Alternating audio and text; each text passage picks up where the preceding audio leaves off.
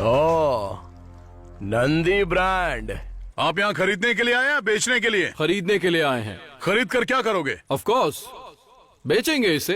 ओहो, यहाँ बैठे सभी लोग मालिक की हैसियत से आए, पर मुझे तुम्हारे मालिक होने पर शक है। तू ओनर नहीं लगता, ब्रोकर लगता है। ये क्या कृष्णा, तेल कंपनी के मालिक को ब्रोकर कैसे कह सकते हो? महेश भाई, आप मूंगफली खरीदते हो और उसका तेल निकालकर दुकान पर बेचते हो, लोग उसे खरीदते हैं।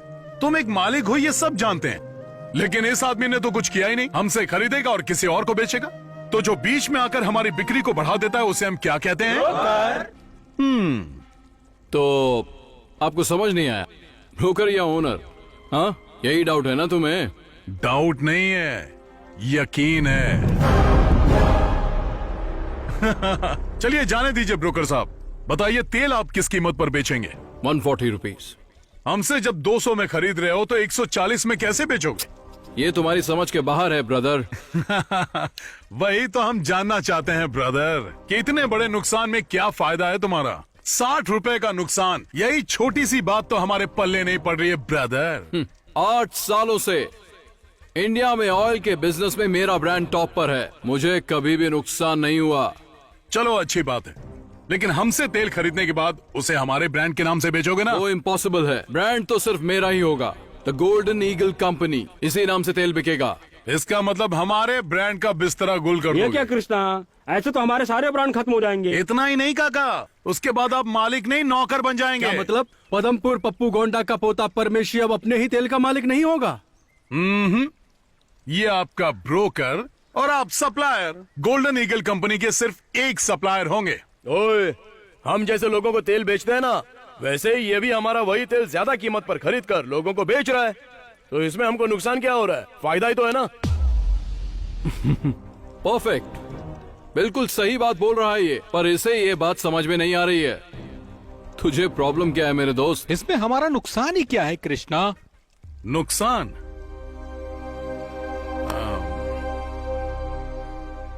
ए सीताराम, हाँ। यहाँ।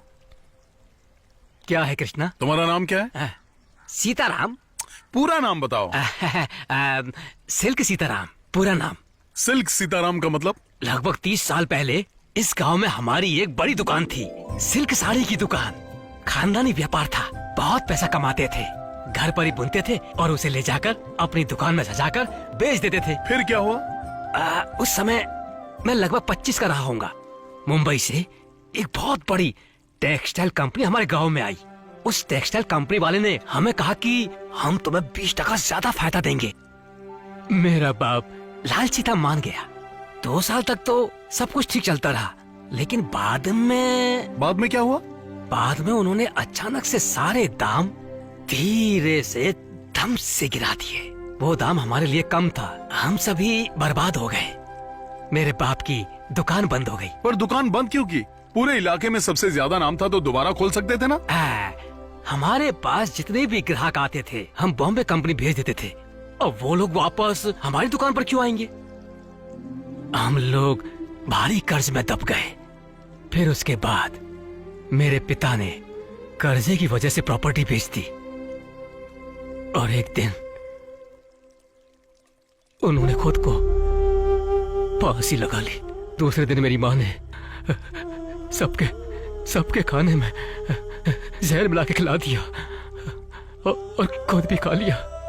मेरे घर में 25 लोग थे, सभी मर गए, सिर्फ एक मैं बच गया ये दिन देखने के लिए। आज भी जिंदा रुमाल बेचने के लिए। रोते नहीं सीताराम, आज भी तुम अपनी इज्जत की रोटी खा रहे हो। कृष्णा भाई, जब कोई हमारी दुकान में खरीदारी करता था तो हम लोग उसे 2 रुमाल मुफ्त में दिया करते थे। हमने ये रुमाल कभी पैसा कमाने के लिए नहीं बेचा था, लेकिन आज यही रुमाल बेचकर अपना जीवन चला रहा और घुट घुट के मर रहा हूं। कृष्णा, कॉटन, टेरी कॉटन रुमाल ले लो। आप लोग समझ गए होंगे कि मैं क्या समझाना चाहता था। मैं अपना ब्रांड नहीं बेचने वाला। नहीं, मैं भी नहीं बेचूंगा। मैं भी नहीं बेचूंगा। मैं भी नहीं बेचूंगा। अब मैं भी मरते दम तक अपने ब्रांड का मालिक रहूंगा। हम तैयार हैं। ए ब्रोकर, तू यहाँ से एक रुमाल भी नहीं ले जा पाएगा।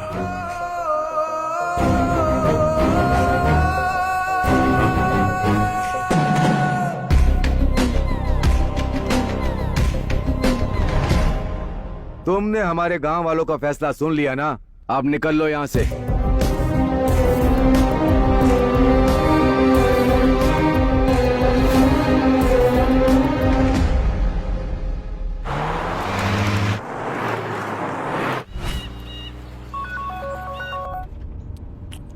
कौन है? रेड्डी, पुल्ला रेड्डी। चल भोंक जल्दी। लगता है कैम्ब्रिज यूनिवर्सिटी के ग्रेजुएट को सरकारी स्कूल के मामूली से विद्यार्थी ने मात दे दी। क्या बक रहा है? लोकल केबल टीवी से लेकर इंटरनेशनल चैनल तक जो तुम्हारी फजीहत हो रही है वो देखने लायक है।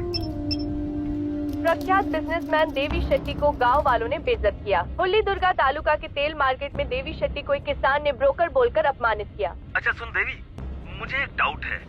अब मैं तुझे मालिक बुलाऊं या ब्रोकर बुलाऊं?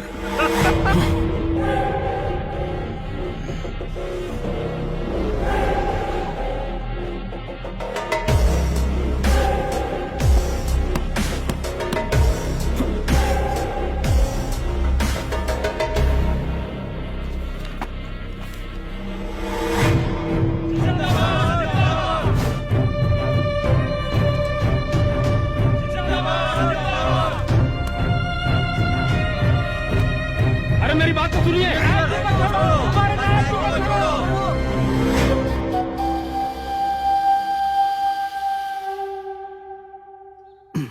कृष्णा, कृष्णा, क्या है?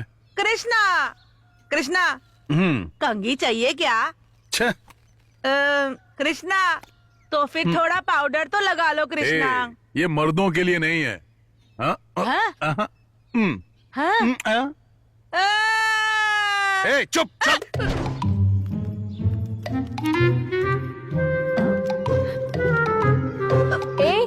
क्या हुआ? ये वसावन चंद्रशेखर केशव का बेटा नागेश्वर अब तो जवान हो गया। So cute. बसंती आ, बसंती आ, आ बसंती आ। Say cheese. कृष्णा, मैं मुंबई वापस जा रही हूँ। एक सेल्फी ले लूं? लो ना। बाय कृष्णा। Bye bye.